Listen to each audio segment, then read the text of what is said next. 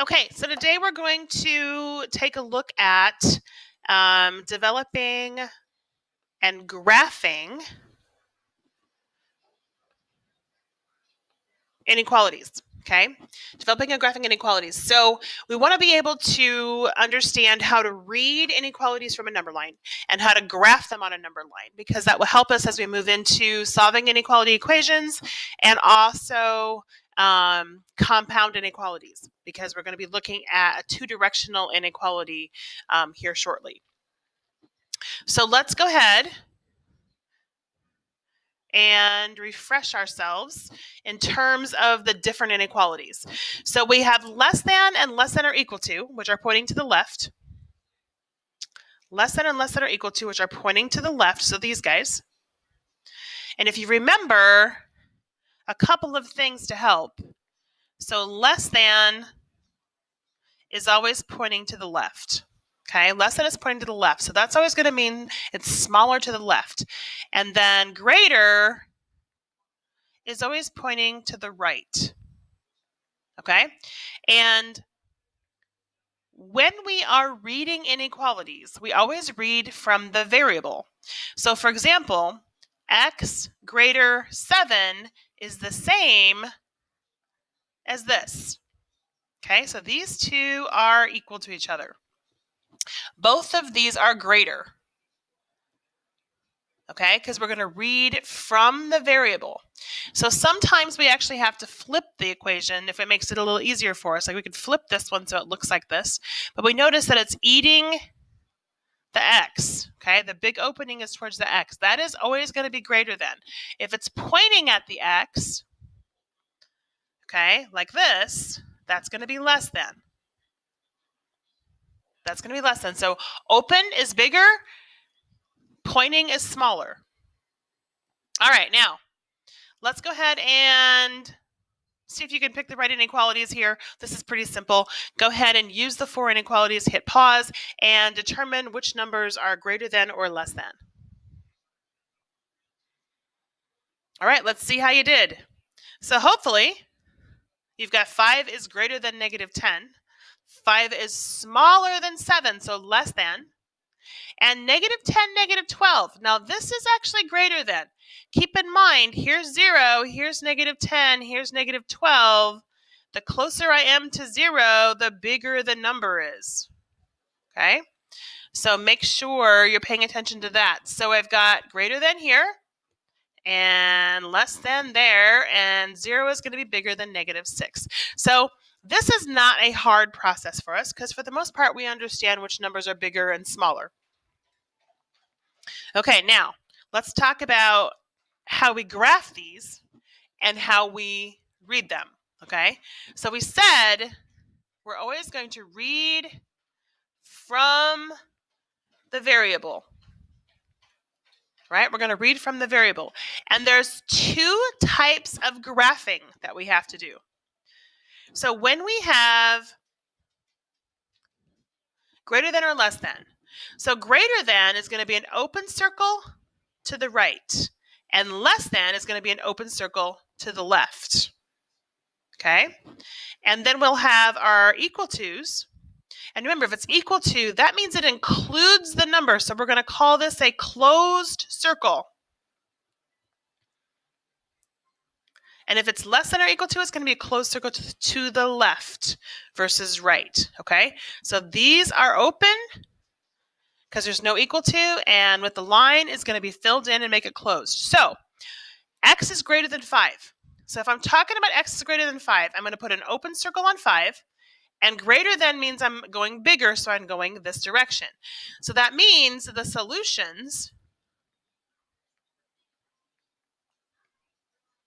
are to the right. It's the bigger numbers.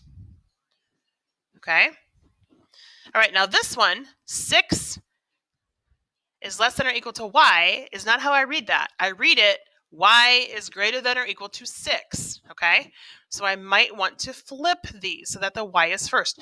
Notice how the big opening is touching the y, the big opening is still touching the y. So when I graph on a number line, I'm going to put my 0 and I'm going to put my 6. Okay, and 1, 2, 3, 4, 5, 6.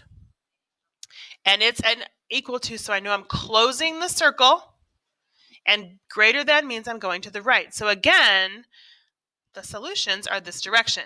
Now here's the difference, okay? In this one, 6 is a solution because 6 can be greater than or equal to 6. That is true. However, over here, 5 greater than 5, that is false. So the 5 is not a solution. Okay, but 6 would be a solution. 6.5 would be a solution. But we're not talking about 5 being a solution. Okay, again, read from the variable. W less than negative 10.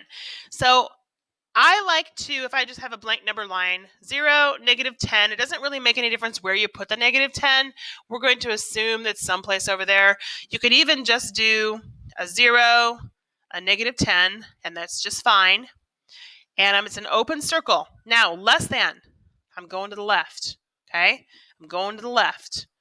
And since I'm talking about less than, I'm talking about numbers that are to the left of the negative 10. Now, x is less than negative 6.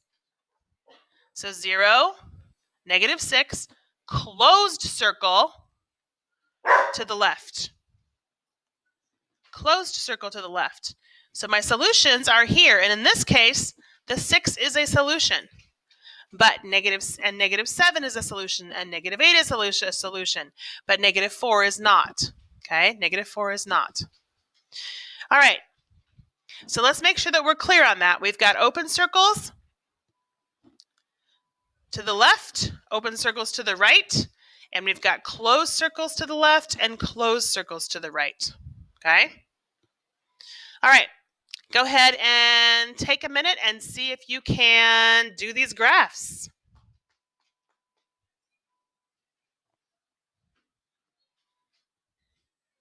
All right, let's see how you did.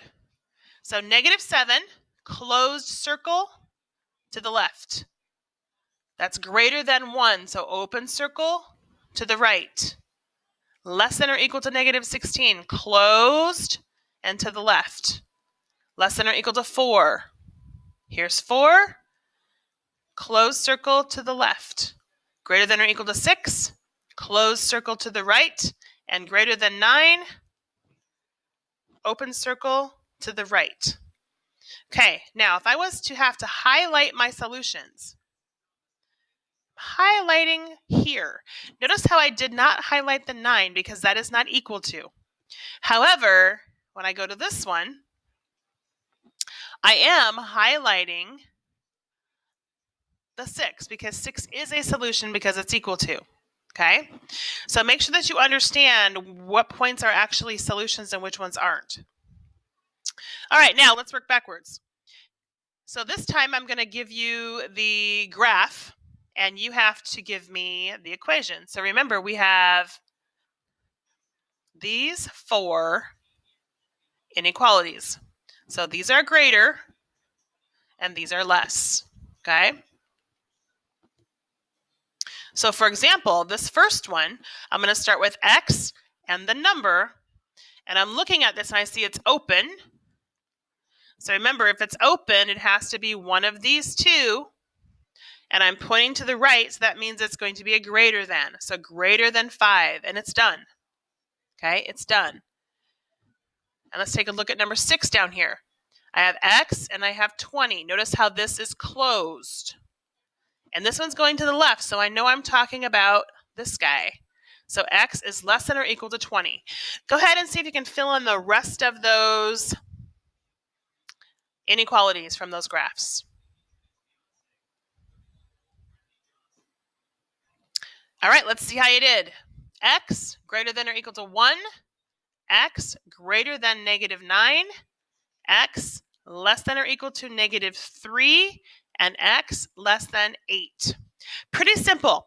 Not a very challenging process, but if we can understand very clearly how this works, it will make our lives very easy when we come to graphing compound inequalities and inequalities. Let's do 4 more real fast, and then we will wrap it up other than just looking at a few translations.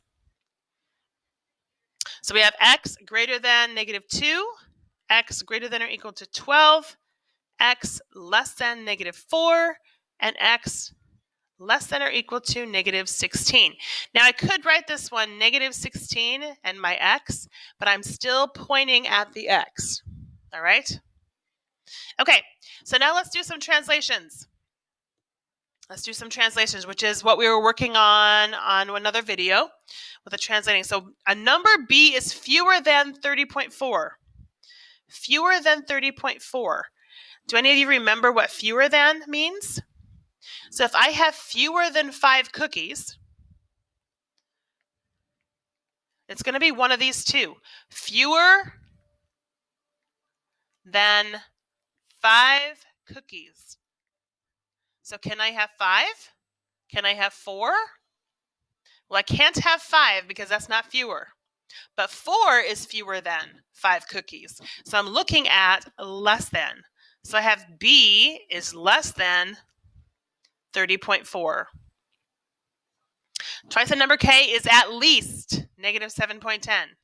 So 2K at least. So if I have at least 5 cookies,